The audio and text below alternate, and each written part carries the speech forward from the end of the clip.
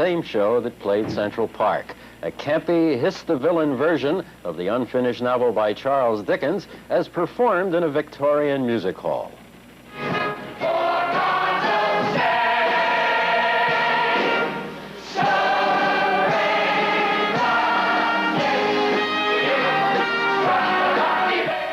Once again, the show's assets include some bright tunes and an excellent cast led by impresario George Rose.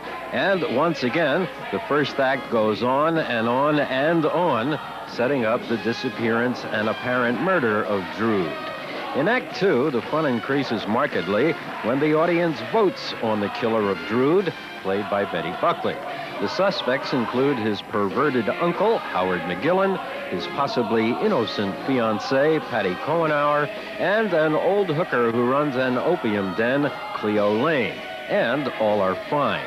But the show still has the same flaws that marked the Park production. First, it is so blastingly over-mic'd that the lyrics frequently cannot be understood. I've come to town. I'll get every door and take me down. Oh, what's the shore gets me down.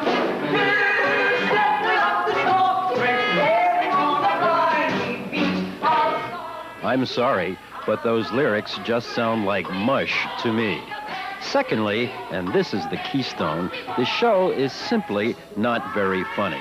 When the English do Dickens and play it straight, it is delightfully humorous because Dickens was a brilliant comic writer. But when his work is burlesque, as done here, the story becomes trivial, the characters hokey, and the comedy laborious.